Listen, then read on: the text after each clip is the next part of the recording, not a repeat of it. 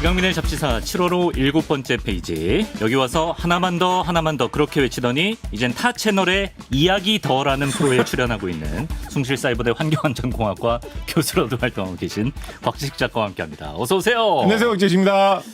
그 나오신 프로는 제가 제목에 이끌려서라도 잘 봤습니다. 아, 네, 예. 네, 감사합니다. 네. 근데 뭐 멘트 분량만 놓고 보면 저희 쪽이 뭐 압도적 우위가 압도적이죠, 아닌가. 예, 압도적이죠. 전체 길이도 훨씬 길고. 예. 예. 혹시 뭐 저희를 보시고 거기서 영감을 얻은 건 아, 전혀 모르겠어요. 모르겠어요. 이야기 더라고 하니까 모르겠어요. 그 선생님이 네. 딱 나오니까 아이 참. 예, 깜짝 놀랐습니다. 자, 수요일의 과학 시간. 여러분 오늘은 러브버그와 관련한 이야기를 나눠보겠습니다. 전에 저희가 뭐 갈로아 작가에게 배웠지만 얘네가 이제 공식 명칭이 붉은 등 우단 털파리라고 하죠. 네. 이 러브버그 때의 습격 속에서 올여름 피해는 없으셨는지 모르겠는데요. 얘네가 뭐 해충이 아니라 익충이다라고 하지만 뭐 정의 가기가 쉽지 않고 좀 불쾌감이 느껴지는 건 사실인데. 근데 우리가 몇 년 전까지만 해도 러브버그라는 애들을 잘 모르는 경우가 많았는데 네. 이젠 인지도가 정말 저랑은 다르게 굉장히 높아졌지 않습니까? 또 뭐 자신의 인지도를 가지고 그렇게 또 자학 발언을 하십니까? 러브버그보다는 제가 한참 아래니까. 아. 예. 근데 이렇게 특정 개체가 짧은 시간에 확 출몰을 많이 하는 게 이거 굉장히 특이한 경우 아닌가요? 그렇습니다. 네. 이게 사실은 이름에서부터 그게 약간 좀 느껴지는 구석이 있죠. 혹시 이 말이 무슨 뜻인지 아시나요? 윙가르디움 레비오사. 헐마이오니가 하는 말인데. 그죠? 네. 아, 이게 무슨 주문이지? 네. 아, 뭐 이렇게 이것만 하고 있으면 어떻게 바뀌었어? 무슨 주문이었지 이게? 공중부양 뭘 떠올리는 공중부양이구나. 윙가르디움 레비오사입니다. 예. 그러면 약간 일부러 좀 신비롭게 보이려고 유럽에서 옛날에 많이 쓰던 라틴어 느낌이 나도록 말을 그냥 이렇게 만든 거죠. 원래 뭐 정확한 의미가 있는 말은 아닌데. 그렇다면 플레키아 네아르디카는 무슨 말일까요? 아, 이거 갈로아 작가가 말했다. 네아르디카. 이게 러브버그인데 아닌가요? 그렇습니다. 이게 이제 라틴어로 네. 플레키아라는 게 이런 털파리 종류 속을 뜻하는 말이고요. 네. 네아르디카가 아메리카 대륙 중에서 한 북부 지역 정도를 일컫는 말입니다. 그래서 원래 플로리다 이쪽에 미국 한 남동부 지역 멕시코 이쪽에 굉장히 많이 창궐하던 그런 벌레가 있었는데 예. 그 벌레가 정식 학명으로는 플레키아 네아르디카고요.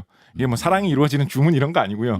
플레키아 네아르디카 뭐 이렇게 한다고 사랑이 이루어지는 거 아니고요. 포자 나올 것 같아요. 네, 그런 그 학명입니다. 정식 학명으로 플로리다 지역에 굉장히 많이 창궐하던 그런 곤충이었습니다.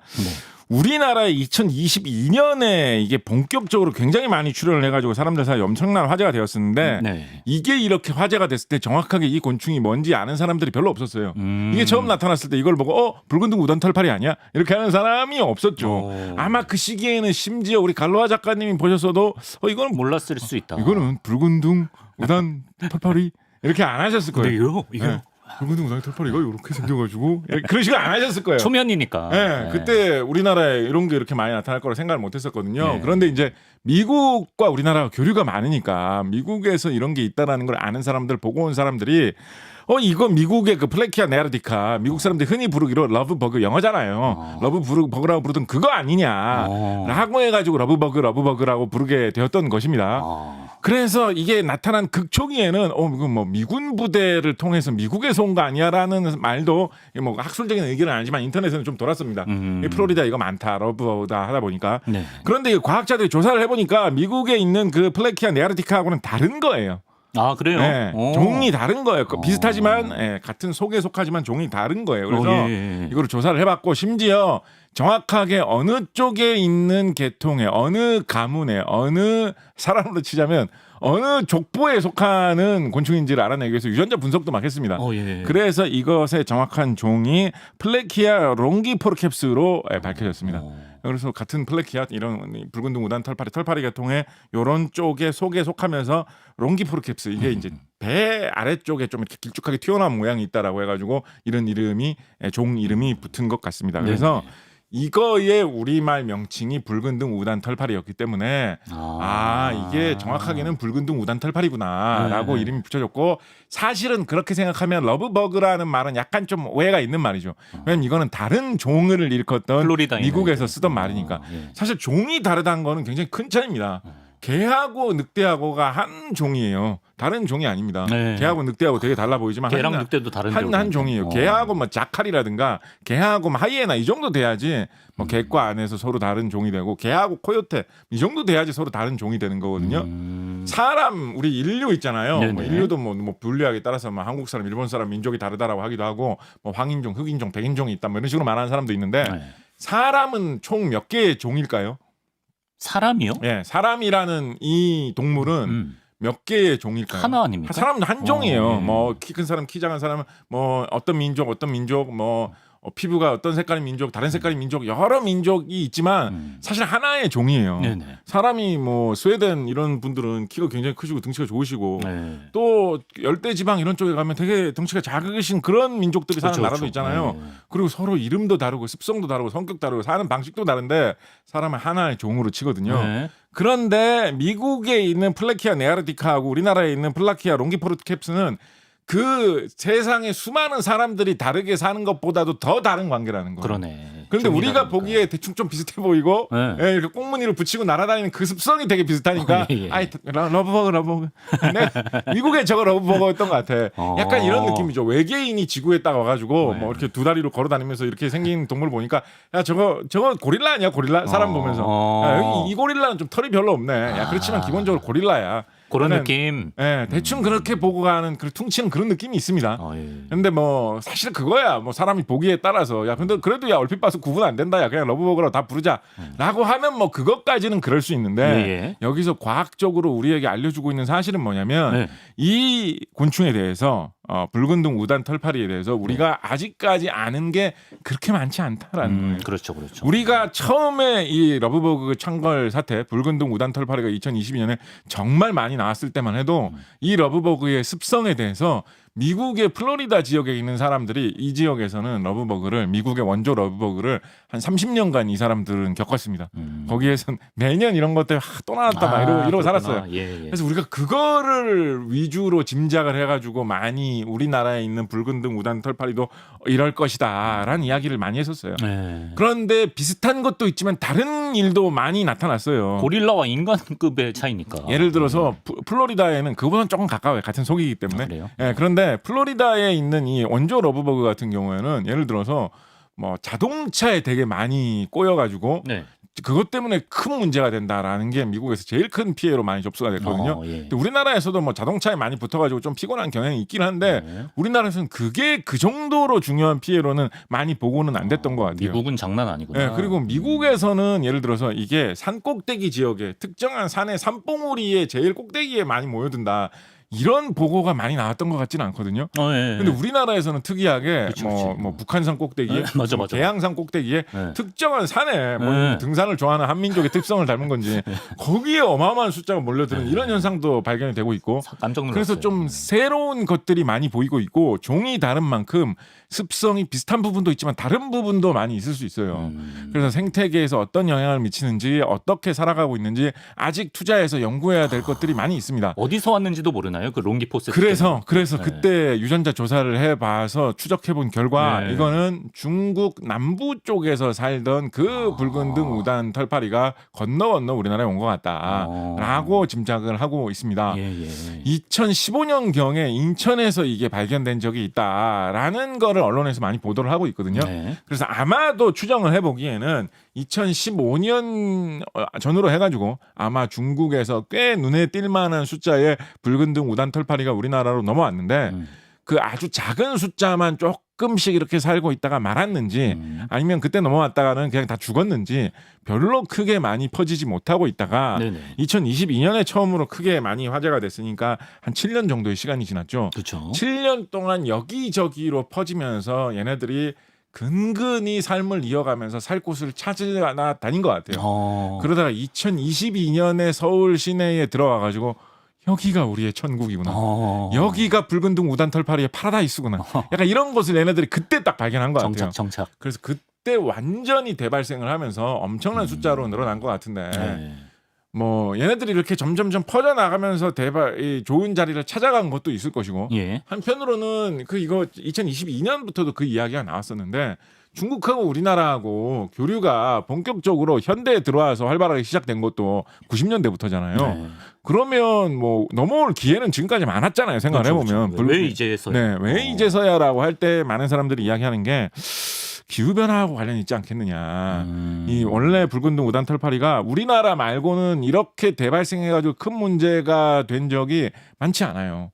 기록을 찾아보면 뭐 오키나와에서 이게 많이 발생해가지고 문제가 된 적이 21세기 초에 한 번 있었던 뭐 그런 정도 기록이 나타나거든요. 예, 예. 그러니까 확실히 더운 지방에서 활발하게 활동하는 그런 곤충들입니다. 네. 그런데 서울이면 춥잖아요, 사실은. 왜 우리나라 겨울에는. 와서 서울에? 예, 그런데 이렇게 버틸 수 있게 된 거는 네. 기후변화도 서울도 좀 견딜만해졌기 때문에 그리고 도시 환경은 어떻게 조금 잘하면 좀 따뜻한 데 찾기가 쉽습니다.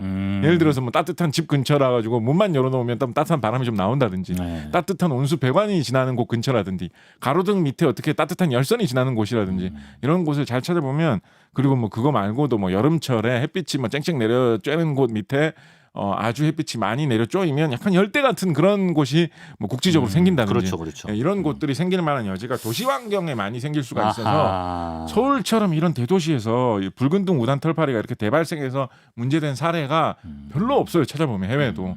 그래서 좀 특이한 현상을 우리가 겪고 있는 것이고 예. 그렇기 때문에 우리가 여기에 대해서 좀 투자를 많이 해가지고 살펴볼 필요가 있습니다. 예. 우리가 이렇게 러브버그가 많이 화제가 되고 있는데 그동안 사실은 뭐 붉은등 우단 털파리 연구하는 사람들에게 특별히 어느 정도 관심을 가지면서 투자를 해줬느냐. 곤충 연구에 얼마나 우리가 지금까지 관심을 가지고 정부에서 중요한 일이라고 생각하면서 투자를 해줬느냐라고 하면 예. 뭐 요즘 들어서 뭐 갈로아 작가님이나 이런 분이 대활약 하시면서 많은 관심이 생기기는 했습니다만 예. 그렇게까지 많은 관심이 있었던 문화는 우리나라 문화는 좀 아니었던 것 같거든요. 누가 난 전공해가지고 대학원 가가지고 나는 곤충 연구하겠다고 라고 하면 야 그렇게 해가지고 먹고 살겠냐? 그렇죠. 그런 좀 인식이 많았죠. 실용적인 연구해야지. 맞아, 그런 맞아. 거에서 어디 취직하게? 네. 너도 뭐 만화 그리려고? 만화 그리면 너 갈로아 작가만큼 잘 그릴 수 있을 것 같아? 택도 없어. 막 약간 이게 요즘에 이런 분위기 아니죠. 요즘에는 이제 적성이라면 좀 인정해주는 분위기인데 그렇죠, 그렇죠. 한 10년 전, 20년 전만 맞아요, 하더라도 맞아요. 약간 예. 그런 흐름이 우리나라에 있었거든요. 예. 그런데 기후변화의 시대에 생태계가 격변하는 이런 상황에서는 곤충이라든가 이런 야생동물에 대한 연구가 무슨 한가로운 연구나 실생활과 거리가 먼 연구가 아니라 이게 생활이나 국민 건강하고 되게 가까운 그런 문제가 되었습니다. 예. 그래서 이런 문제에 좀 더 관심을 갖고 좀 더 많은 투자를 해야 될 때가 되었다라는 사실을 잘 알려주는 그런 곤충이 붉은등 우단 털파리. 우단 털파리다. 그래서 예. 별명 러브버그보다도 약간 따로 좀, 지어줄 필요가 있을 약간 것 같은데? 별명을 좀 새로 지어도 예. 전 좋을 것 같아요. 미국산 애들이 러브버그고 우리는 예. 뭐 따로. 약간 예. 줄여서 불구털리 이런 거 어떻습니까? 붉은등 우단 털파리니까 불구털리요. 예. 약간 요즘 그런 거 있잖아요. 뭐죠? 테토니아 뭐 테토니아, 에겐남 뭐 이런 거 있잖아요. 예. 그런 식으로 뭐 불구털리 이런 거지 않습니까? 아니 그 테토니아 애견이랑 무슨 상관이에요? 그러니까 줄이는 방식이 말을 줄이는 방식이 중간 에스트로겐을 중간에서 줄이듯이. 그 글자를 따가지고 예. 아니면 뭐 알겠습니다. 붕리 이런 거 어떨까요? 붉은등 우단 털파리, 저희가 뭐 다음 뉴스레터나 이런데 한번 불단리 어떨까요? 재연을 한번 해보겠습니다. 불구털리 어떠신지. 불구털리 예. 좀 괜찮은 것 같은데 불구털리. 알겠습니다. 잡지사 구독자들은 그렇게 부르도록 하죠. 근데 이게 뭐 투자를 안 하는 것도 물론 있겠습니다만 네. 우리가 이제 러브버그에 대한 대책을 강구해야 하는 거 아니냐 이런 얘기가 나오면 불구털리에 대한 대책을 강구해야 되는 거 아니냐 이런 얘기가 나오면 얘네가 해충이 아니라 익충이다. 그렇기 네. 때문에 우리가 뭐 방제를 할 필요가 없다. 이런 식의 반응도 있는 것 같거든요. 그래서 사실은 우리가 더 투자를 해야 되는 겁니다. 아 그래요? 이게 해충인지 익충인지 우리가 어떻게 알았습니까? 그리고 어떻게 우리가 운 좋게 지금 익충인 거 아닌가요? 어떻게 보면 뭐가 이렇게 생겼는데 이거 진짜 해충이에요. 이러면 어떡하죠? 얘네가 맘 놓고 해충이었으면 이게 다행히 지금 뭐 익충이라고 하니까 그래도 괴로워하면서도 좀 참고 버티는 거지. 대놓고 해충이었으면 진짜 어땠을까요? 예를 들어서 지금 우리나라가 평소에 관리를 하려고 되게 노력을 하는 모기조차도 관리가 잘 안 돼가지고 1년에 말라리아 환자가 적게 일어날 때는 400명, 많이 일어날 때는 700명씩 우리나라가 매년 발생을 하는데 우리나라 OECD 국가 중에서 말라리아 환자 제일 많이 발생하는 나라거든요.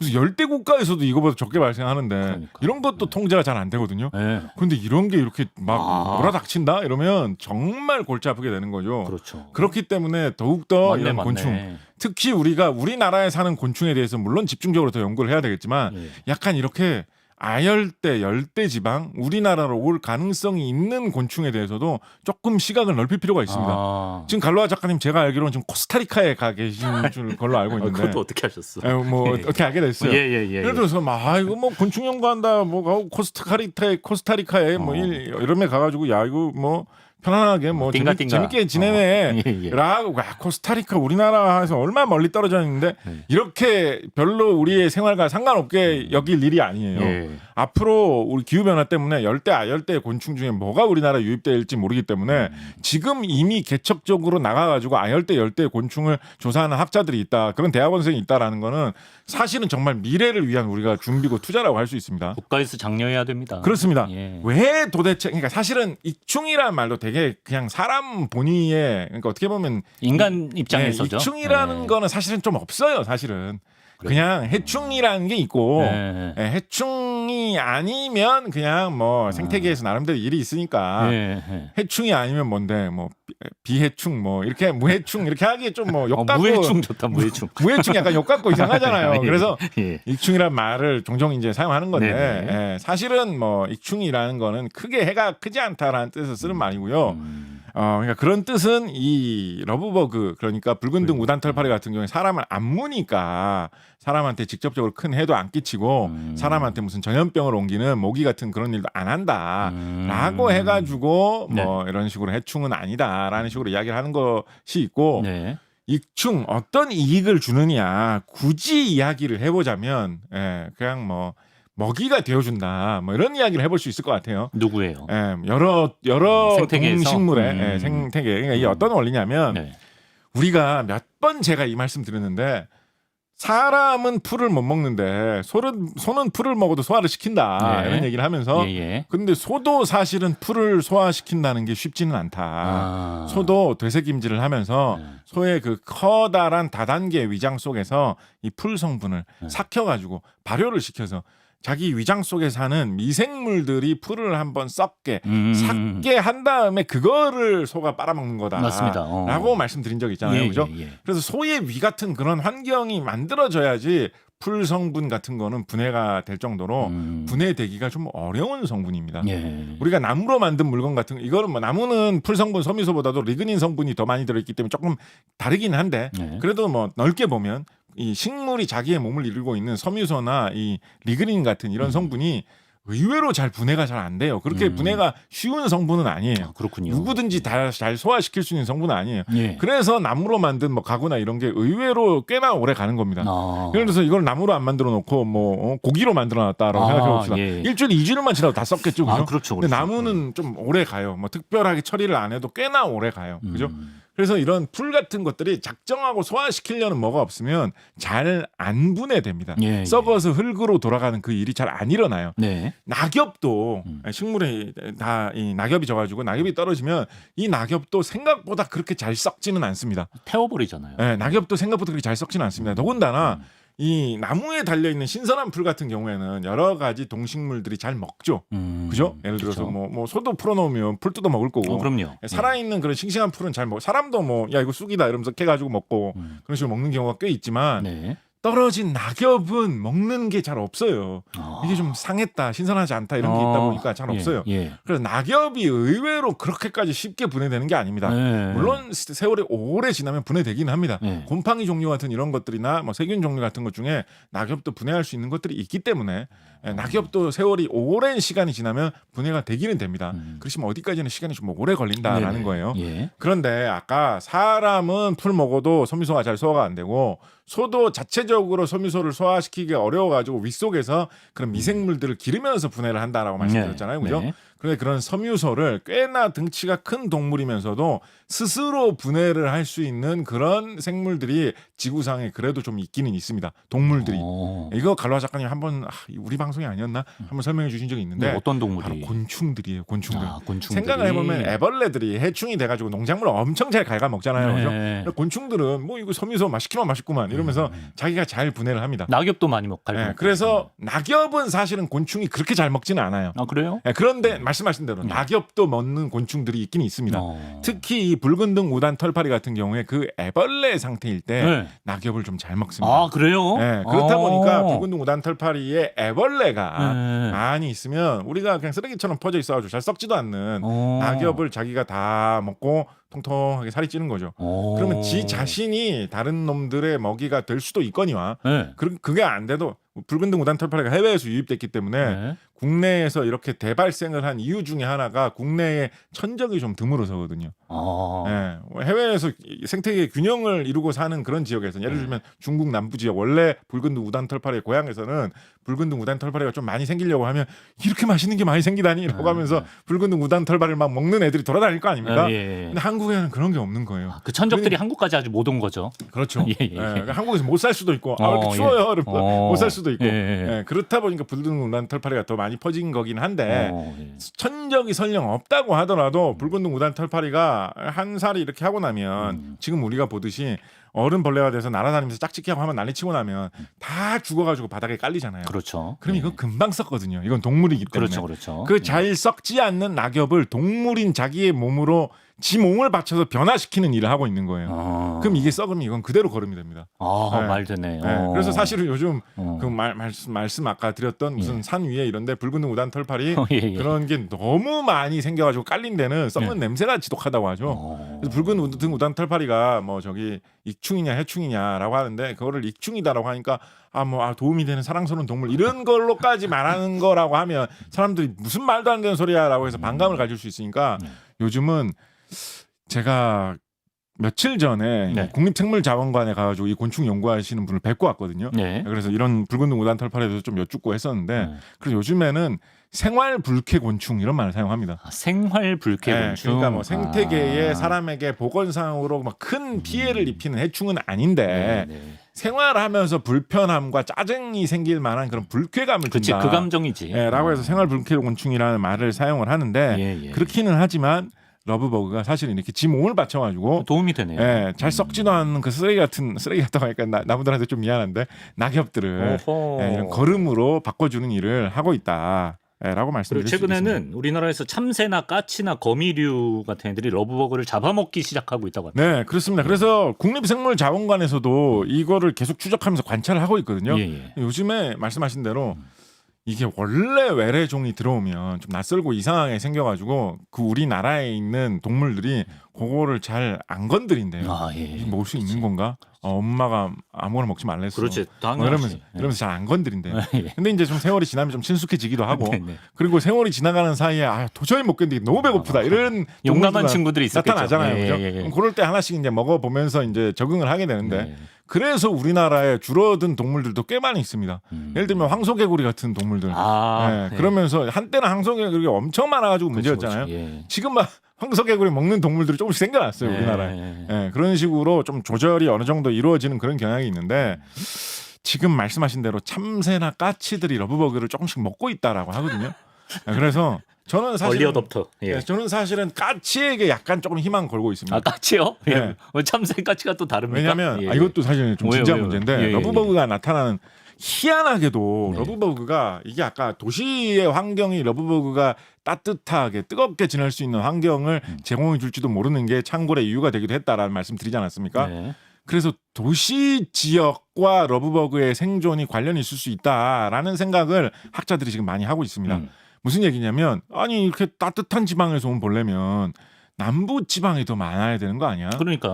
그리고 뭐 낙엽 먹고 사는 그런 벌레면 더 산이 우거진 뭐 강원도나 경상북도에 그런 산 속에 더 많이 퍼져 있어야 되는 거 아니야? 그러게요. 왜 서울에, 경기도에, 인천에 이렇게 러브버그가 많을까? 붉은 둥 우단 털파리가 왜 이렇게 도시에 있을까? 이게 좀 이상한 특징이거든요.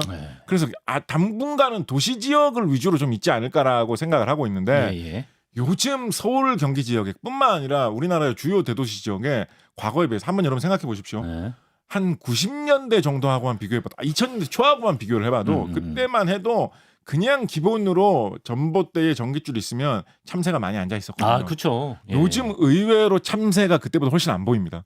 최근에 참새를 어디서 많이 본 적 있을까라고 생각을 해보면 과거에 비해서 참새가 많이 줄었어요. 참새 많이 못 봤다. 특히 요 서울 경기 지역에서. 그래서 저는 참새의 활약을 기대해 볼 수 있는데 참새가 서울 경기 지역에 과연 이 많은 러브버그를 냠냠냠 할 만큼 충분한 숫자가 될까? 참새 어디 갔어요 다? 참새에 대해 참새 수수께끼를 위해서도 사람들도 많이 연구를 하고 있어요. 그 이제 신도시가 계속 개발이 되면서 참새가 이제 원래 허수아비 세워놓으면 논에서 뭐 곡식 뜯어먹고 이런 것도 중요한 먹거리지 않습니까? 근데 이 논이 좀 줄어들다 보니까 참새가 살 곳이 없어진 거 아니냐 세력이 약해졌구나. 등등 뭐 여러 가지 아. 설이 있는데 러브버그를 대적하기에는 그래서 도시 지역에 굉장히 적응을 잘한 아주 머리가 좋은 새가 까치거든요. 까치. 특히 우리나라 서울 경기에 사는 까치들이 진짜 얍삽합니다. 진짜 머리가 좋고 얍삽하거든요. 예, 예. 그래서 얘네들이 제가 보기에는 이건 눈치챌 것 같아요. 야, 우리가 요즘에 까치를 약간 싫어하는 그런 문화가 슬금슬금 우리나라 도시 지역에 생기고 있어요. 길조 이미지가 희미해지고 있죠. 예, 왜냐하면 숫자 너무 많기도 하고 뭐 쓰레기도 자꾸 뜯어가지고 먹고 그 다음에 특히나 다른 동물들이 접근할 수 없는 제일 좋고 튼튼한 곳에 집을 짓는답시고 전봇대에 올라가가지고 까치집을 짓다가 전기 사고를 일으키는 일도 맞아요. 종종 발생하고 맞아요. 있거든요. 예. 까치에 대해서 사람들이 약간씩 좀 불만을 품고 있는데 네. 까치들이 똑똑하기 때문에 네. 우리가 러브버그 잡아먹어준다면 어. 까치들이 우리를 진짜 우상으로 떠봐 약간요 까치 걸스나 까치 보이스 같은 케이팝 걸그룹이 나올지도 몰라 네. 라는 정도의 어떤 그런 의무감과 기세로 러브버그 사냥에 나설 수도 있지 않을까. 저는 그런 생각도 좀 해보는데 뭐 까치가 됐든 참새가 됐든 네. 근데 이게 우리가 면밀히 관찰할 필요는 있는 게 아까 원조 러브버그 같은 경우에 미국의 플로리다가 좀 본산이자 제일 많이 먹었던 곳이라고 말씀드렸잖아요. 예. 금년에 미국 플로리다의 러브버그가 과거에 비해서 훨씬 더 안 보인다라는 이야기가 좀 화제가 되고 있습니다. 걔는 어디 갔어요? 걔는 이게 거의 한 30년 만이거든요. 네, 다른 종이 그래서 지금 거죠? 미국 학자들이 지금 이거를 좀 연구한다고 또 되게 많이 좀 그 친구 왜 또 갑자기 없어졌지? 이러면서 또 되게 신기해하고 있습니다. 오, 예. 근데 이제 그래서 여러 학설이 있어요. 이거가 약간 문제다라고 하는 사람들도 있어요. 심지어 생태계가 지금 갑자기 너무 크게 바뀐 거 아닐까? 우리가 뭔가 파괴한 게 없나? 뭐 약간 좀 경계하는 사람들도 있는 것 같은데 그래도 러브버그가 안 나타난다니까 완전히 없어진 건 아닙니다. 있긴 있습니다. 예. 그러니까 대체로 좀 좋아하고 있는데 왜 러브버그의 대발생이 이 창궐이 없어졌을까에 대해서 아직 결론 안 났는데 미국의 플로리다 지역 학자들이 하나둘 하는 이야기가 이 미국의 원래 살던 야생 동물들이 드디어 네. 이것들을 좀 먹기 시작한 것 같다. 천적들이 드디어 좀 적응한 것 같다. 미국에 이거 먹을 만한 애들이 뭐가 있을까요? 뭐가 먹나? 라쿤이 좀 잡아먹기 시작했을까요? 뭐 하여튼 네. 그런 게 좀 이제 나타난 것 같다라는 의견을 조심스럽게 피격하는 사람들도 있거든요. 우리도 그런 시기가 온다. 근데 플로리다 같은 경우에는 30년 지금 걸렸단 말이에요. 그러니까 오래 걸리네. 이거는 한국인이 기다리기엔 좀 너무 오래 걸리는 시간이에요. 오래 걸리죠. 그래서 한국의 까치라면 더 빠를 수도 있죠. 그러니까요. 그래서 어떤 식으로 이게 흘러갈지 좀 이렇게 지켜볼 필요, 연구에 좀 예산을 많이 써가지고 좀 관심 있게 지켜볼 필요가 있을 것 같습니다. 예, 또 옷도 까치 색깔로 입고 오셔서 까치에 대한 기대감을 밝히셨습니다. 러브버그가 이렇게 손으로 허이허이해도 잘 안 피하는 느낌이 들더라고요. 네.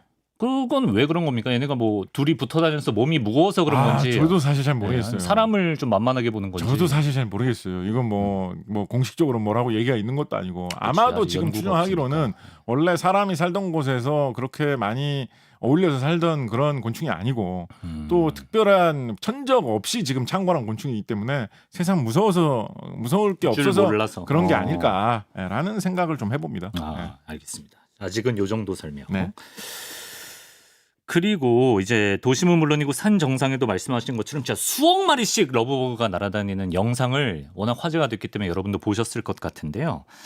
근데 이제 방역을 해야 한다 이런 민원이 폭증하니까 정부에서 그러면 우리가 천연 곰팡이 농약을 연구해 보겠다. 네. 이런 보도가 나왔습니다. 곰팡이 농약은 무엇이고 또 그 와중에 천연 농약은 뭔가요? 네, 이게 뭐 곰팡이를 인공으로 만들어낼 수는 없으니까 곰팡이를 농약으로 사용하면 그 곰팡이를 농약처럼 뿌린다라는 거예요. 아 그래요? 네, 그러니까 뭐 당연히 이제 천연이죠. 네, 그런 것인데 이게 아까 말씀드렸던 그 국립생물자원관에서 이거 연구를 하고 있습니다. 예. 그러니까 왜 국립생물자원관에서 이걸 연구하냐면 일단은 이 러브버그 붉은등 우단털파리라는 게 새롭게 등장했다라는 것도 뭔가 새로운 생물 자원이 생긴 걸까 아닐까 이걸 관심을 가져야 되는 상황이죠, 그죠? 네. 그리고 이거를 퇴치하기 위한 뭔가를 사용을 해야 되는데 살충제 같은 거를 뿌리면 분명히 특히 강한 농약 같은 걸 뿌리면 깨끗하게 없앨 수 있을 겁니다.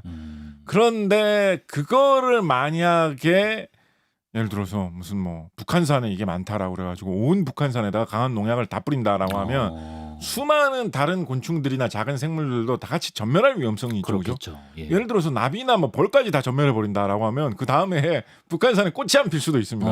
예. 예, 왜냐하면 꽃에 그 꽃가루를 이렇게 벌과 나비들이 섞어 줘야지만 씨가 생겨가지고 다음 때에 꽃이 나타날 수가 있는 거니까. 그래서 광범위한 지역에 방역을 할 때는 이 강한 농약을 쓰기가 강한 살충제를 쓰기가 좀 어렵습니다.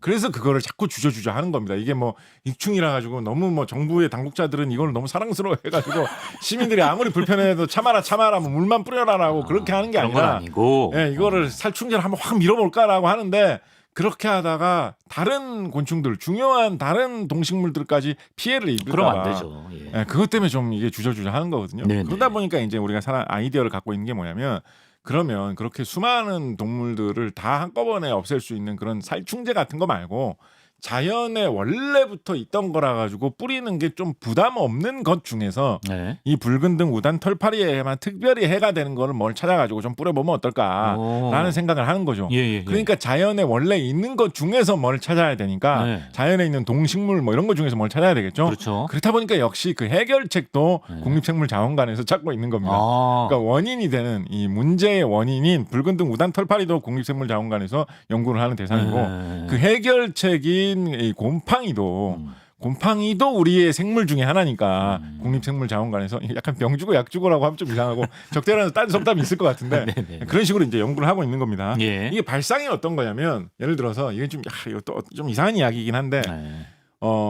그런 이야기 많이 들어보셨을 거예요. 이 동물들 사이에서 그러니까 가축들 소나 뭐 돼지나 이런 동물들 사이에서 구제역이 유행한다. 아, 예. 아프리카 돼지열병이 유행한다. 이런 얘기 있을 때 이 네. 병은 사람한테는 감염되지 않아요. 이런 거 이제 뉴스에서 많이 홍보하잖아요. 네. 고기는 안심하고 드셔도 된다고 얘기하면서 그죠? 그렇죠. 그러니까 만약에 어떤 외계인이 지구를 침공해 왔는데 이 외계인이 뭘 싫어한다고 할까요? 소가 너무 무섭게 생긴 거야. 외계인이 보기에는. 예. 소가 뿔도 나 있고 막 음메하는 소리도 너무 무서워.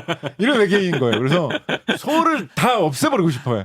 소만 없으면 이 지구는 외계인들이 너무 낙원처럼 즐길 수 있을 만한 동네인 것 같아요. 예. 근데 사람이나 이런 동물들은 외계인이 보기엔 사람은 좀 그래도 귀엽게 생겼어. 냅둬도 돼. 다른 그리고 뭐 새들 뭐 붉은 등 우단 털파리 뭐 이런 것들은 다 너무 귀여워 보이는 거예요. 그럼 외계인들이 소만 없애는 방법을 궁리를 하겠죠. 그죠? 그렇겠죠. 예. 그러면 외계인들은 막 구제역 이런 거를 일으킬 수 있는 아. 그 병원의 원인 물질을 막 살포할 거예요. 우주선을 네. 보내가지고 그죠? 예. 그러면 사람은 멀쩡한데 소만 싹 다 전멸하겠죠. 그런 식으로 뭔가 병의 원인이나 자라날 수 없게 만드는 원인이 되는 것 중에 사람이나 다른 동물들한테는 최대한 해가 없고 예. 붉은 등 우단 털파리한테만 딱 치명적인 예. 그런 뭔가가 없을까라는 거를 찾아다니고 있는 겁니다. 사람 눈에 곤충은 다 거기서 거기 같은데 이 곤충한테는 괜찮은데 붉은 등 우단털파리한테만 치명적인 걸 그런데 찾을 수가 곤충 있나? 입장에서 한번 생각을 해보세요. 예. 곤충 입장에서 보면 소나 사람이나 다 같은 포유류 다 비슷하게 생겼는데 미안하다 곤충아. 큼지막하니 뭐 다들 뭐 걸어다니면서 새끼 낳고 뭐 애 낳으면 애가 뭐 지 스스로 먹을 거 찾아 먹지도 못해가지고 그러네. 다 젖먹여 길러야 되고 뭐 다 비슷한 거 아니야? 근데 사람은 구제역 바이러스에 끄떡없고. 왜 저렇게 달라? 다 똑같구만. 약간 이렇게 느낄 수 있겠죠, 그죠? 그러네요. 예.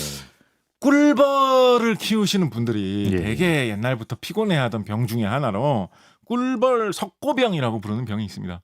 꿀벌 백묵병이라고 하기도 해요. 예. 꿀벌이 석고처럼 변한다. 예. 백묵을 옛날에 약간 이게 일본식 한자인가 그렇죠.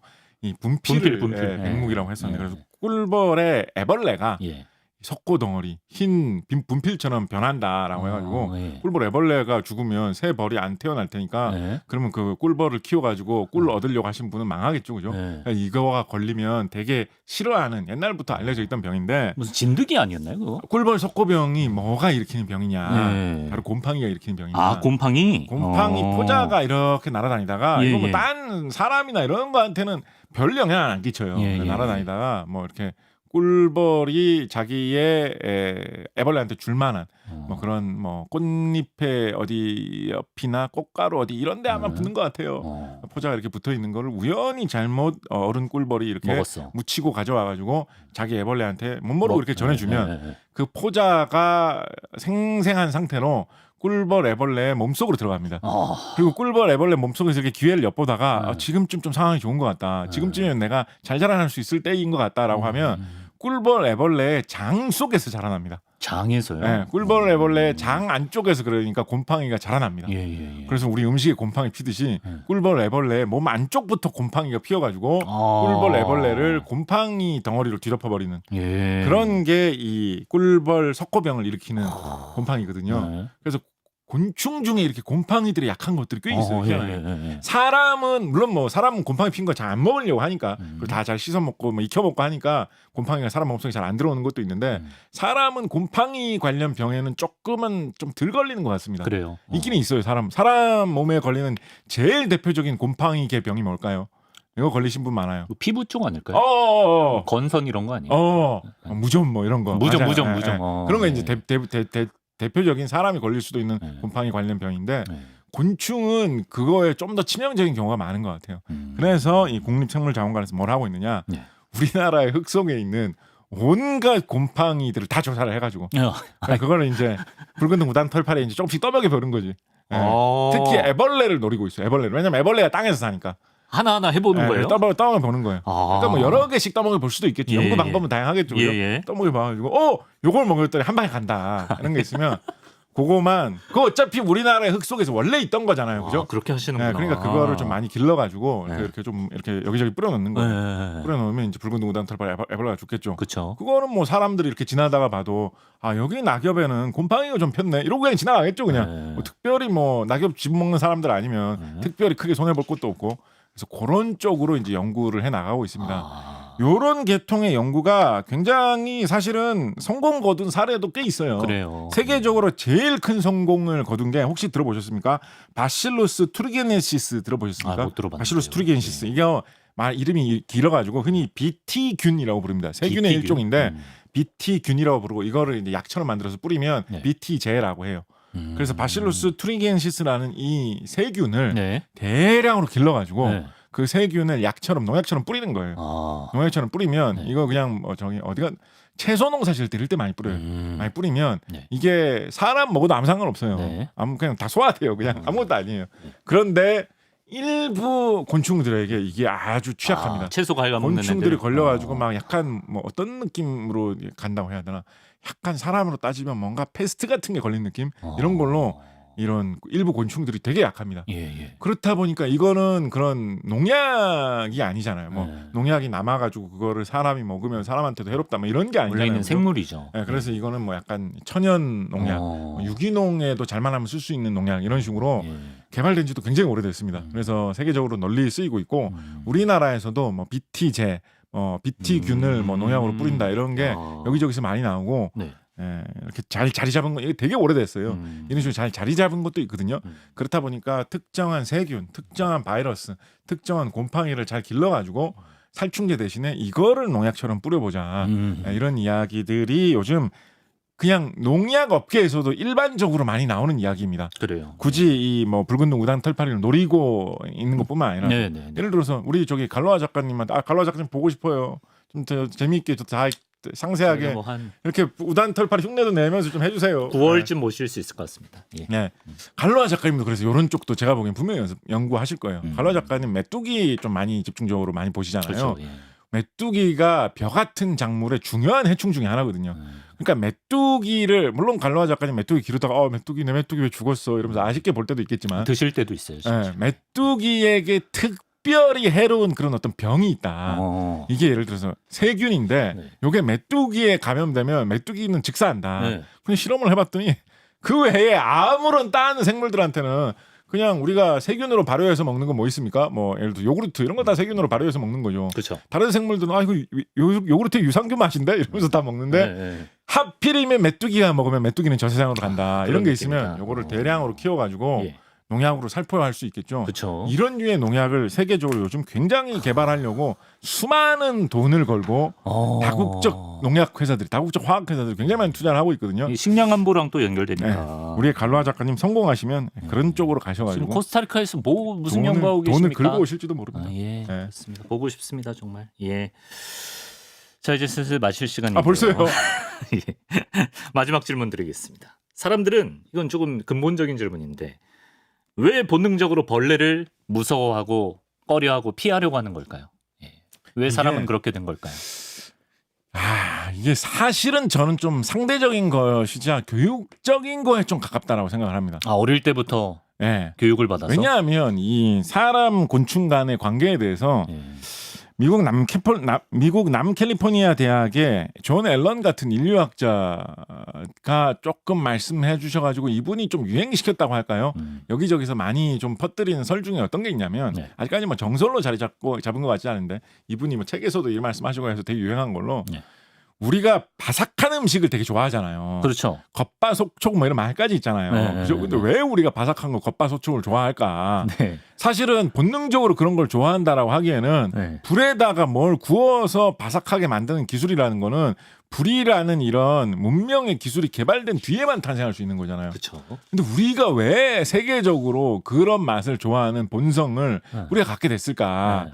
이게 조금 의문점 있을 수 있는 내용이거든요. 튀김집에서는 이런 거 항상 고민하시겠죠. 네. 왜 눅눅해지면 사람들 싫어할까? 그렇죠, 맨날 그렇죠. 고민하시겠죠. 네. 근데 이 존 앨런은 요거 어때? 좀 가능성 있지 않아? 라고 하면서 어떤 얘기를 하셨냐면 궁금하다. 예. 먼 옛날에 사람 또는 사람의 조상 종족이었던 다른 어떤 이런 유인원 같은 영장류 같은 원숭이를 닮았던 어떤 그런 동물이 네. 곤충을 좋아하는 습성이 있었기 때문이 아니겠느냐라는 설을 제기를 하고 계십니다. 곤충이 딱 생각해보면 겉바속촉이잖아요. 네. 겉은 바삭바삭하고 딱딱하고 안에는 말랑말랑하잖아요. 그죠? 먹어봤어요. 여기서 제가 네. 이 자리에서. 그래서 곤충 맛을 즐기던 습성이 아직도 대를 이어서 남아 있어가지고 우리가 겉바속촉 튀김 음식을 좋아하는 거 아니냐라고 생각을 해본다면 이거 뭐 그럴듯한 이야기예요. 그러네. 왜냐하면 네. 사람도 그렇고 원숭이도 그렇고 대체로 과일 이런 걸 좋아합니다. 나무에 매달려가지고. 그러니까 우리의 조상들 좀 힘들게 살았죠. 호랑이나 뭐 이런 것들이 쳐들어오면 예. 호랑이하고 싸워서 이기기 힘들잖아요. 그러니까 예, 나무 예, 위에 올라가 숨어 있는 게 우리 조상들의 모습이었던 거예요. 아하. 그리고 살다고 이렇게 하다 보니까 주로 나무 열매 따먹고 그렇죠. 뭐 바나나 예. 까먹고 이런 거 좋아하는 게 우리 옛날 지금도 뭐 과일이라고 맛있죠. 하면 좋죠. 다 맛있고 예. 뭐 과일 하면 왠지 몸에 좋을 것 같고 이런 예. 이상한 인식이 있잖아요. 예, 예, 예. 그게 우리 이제 본성이거든요. 그런데 분명히 수만 년 동안 이렇게 생활을 하다 보면 네. 과일이 다 망할 때도 생길 거예요. 뭐 어떤 홍수나 가뭄이나 이런 것 때문에 과일이 다 망해가지고 먹을 게 없어지는 그런 때가 올 거예요. 그렇죠. 그죠? 예. 그럴 때 과일도 없고 먹을 것도 없다 비실비실 이런 사람들은 어떻게 됐겠습니까? 그런 사람은 호랑이 밥이 되었을 겁니다. 그렇지요. 예. 사자 밥이 되었을 살아남지 겁니다. 못하죠. 힘들어서 비실비실 하다 보니까 어떤 사람들이 기운 차리고 호랑이가 나타나면 이러면서 빨리 도망갔겠습니까? 다 잘 먹는. 어떤 사람들이 그런 기운을 가질 수 있겠어요? 이것저것 잘 먹는 사람. 그렇죠. 특히 예. 사과 농사 이런 게 망했을 때 그 사과를 갉아먹은 벌레들, 그거라도 곤충들, 먹어야지. 그거를 생각보다 맛있는데 크런치한데. 이거 약간 훌륭한 단백질 공급원인데 뭐 이렇게 했던 사람들 예. 그 사람들이 살아남아가지고 체력을 유지해가지고 사자는 호랑이가 왔을 때 잘 도망갔겠죠. 그 살아남은 사람들이 자손을 퍼뜨린 게 누구겠습니까? 우리라고 생각을 한다면 그 사람들의 그 독특했던 특이했던 입맛이 야 넌 뭐 그런 걸 좋아하냐? 난 근데 이게 약간 바삭하니 맛있더라고. 야 바삭한 게 뭐가 좋아? 벌레 맛이지. 그렇지만 그 습성이 우리에게 이어지는 거 아닐까? 존 앨런이 주장을 하셨거든요. 흥미롭군요. 그래서 우리가 곤충을 좋아하려면 좋아할 수도 있는데 이제 우리가 이제 굳이 바삭한 걸 위해서 곤충을 추구해야 될 시기는 좀 지났죠. 널린 게 문명의 이 발전이 예, 있으니까. 예. 그렇다 보니까 오히려 해충으로서 파리가 있는 음식은 더럽다. 모기가 있는데 모기한테 물리면 간지럽고 병 걸릴 수도 있다. 그렇죠. 이런 인식이 오히려 더 중요해진 시대다 보니까 곤충을 좀 싫어하게 된 건 아닐까. 더러운 곳에서 많이 보이는 거, 위험한 우리에게 피해를 입힐 수 있는 거 그런 인식이 있다 보니까 곤충이 어떻게 보면 그런 교육에 의해서 생긴 게 아닐까라고 생각을 해봅니다.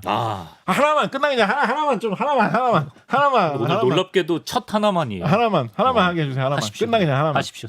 진짜 하나만. 예. 저는 예. 이거 전에 갈로아 작가님 계실 때도 제가 한번 말씀드린 적이 있는데 예. 저는 세계 어느 나라 못지않게 예. 우리나라가 곤충에 대해서 관심을 많이 가질 그런 전통과 뿌리가 있는 나라라고 생각합니다. 전통이요? 예. 예. 왜냐하면 예. 다른 나라 사람들은 야 곤충이 이게 뭐 그냥 재밌는 그런 과학적인 연구의 대상일 뿐이지 생활에 뭐 그렇게 중요하다고. 우리가 야 곤충 잡아먹던 시대는 지났잖아. 그렇죠. 곤충 같은 거는 그렇게 우리의 삶에 직접적으로 연결되는 문제는 아니잖아. 예.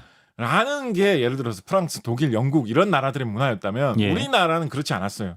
우리나라는 정말 한 200년 전으로만 거슬러 올라가도 네. 수많은 사람들이 곤충으로 먹고 살았고 좀 더 거슬러 올라가면 이 곤충을 이용한 산업이 대한민국에서 그러니까 대한민국은 아니었죠 그때는 네. 예를 들면 신라에서 네. 정말 중요한 우리나라를 자랑하는 그런 산업이던 때도 있었을 것입니다. 신라에서? 네.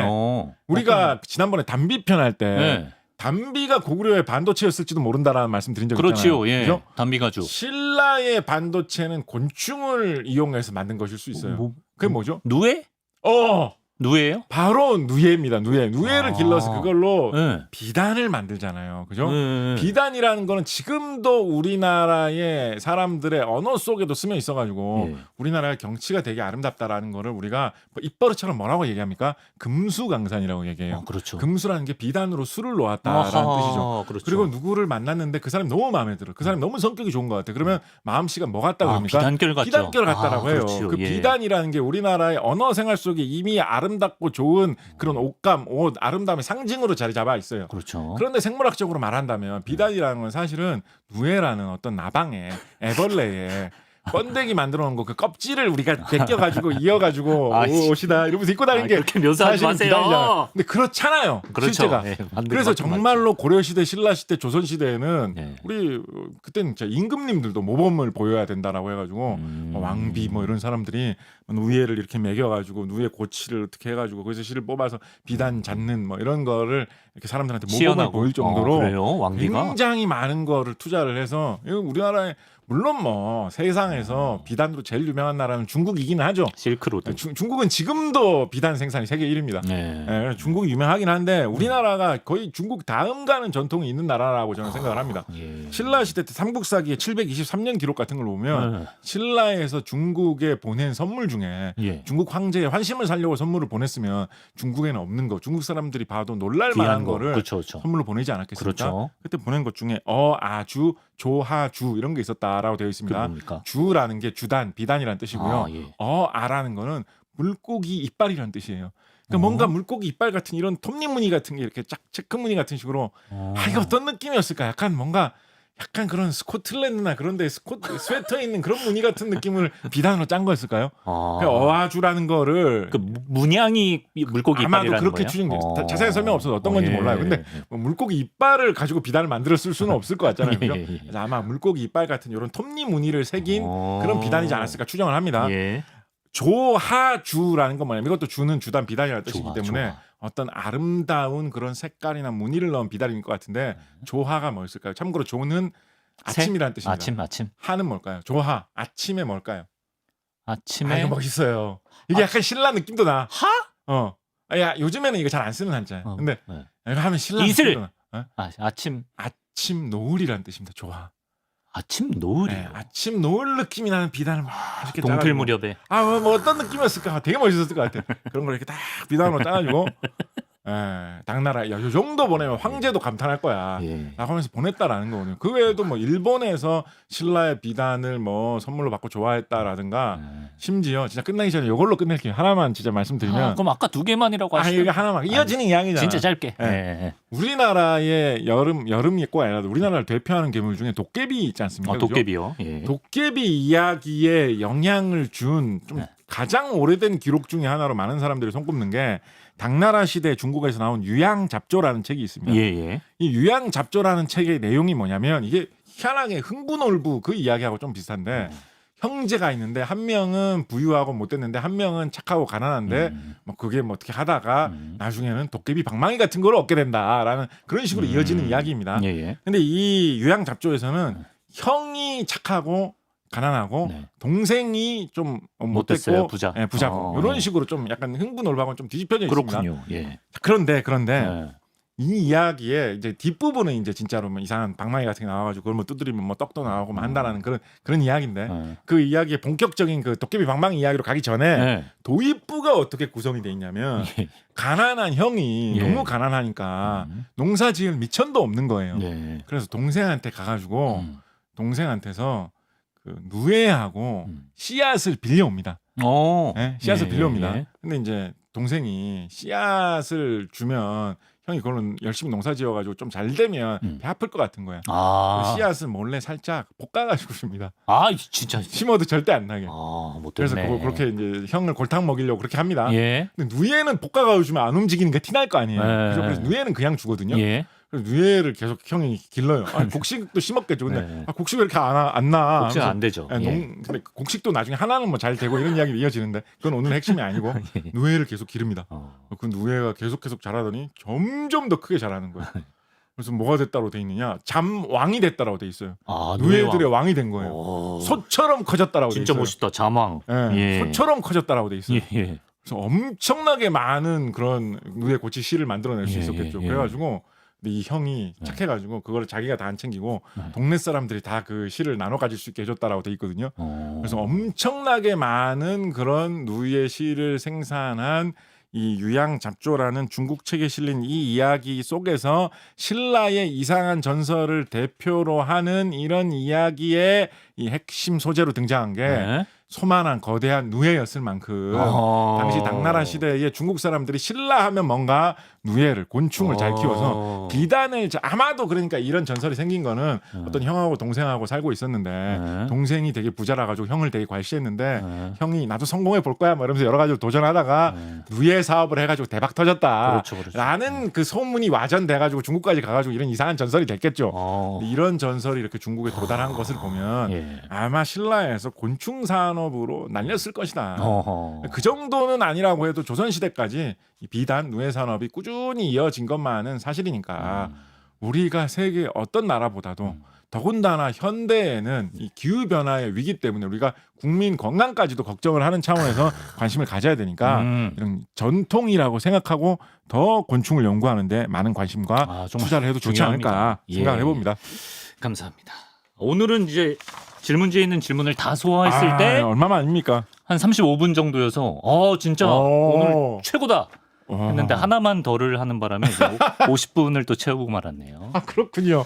아 벌써 그렇게 됐군요. 예, 늘 열띤 강의에 감사드리고요. 네. 예. 자, 오늘은 러브버그와 또 천연 농약에 관한 이야기를 나눠봤습니다. 곽재식 작가와 함께했습니다. 고맙습니다. 감사합니다.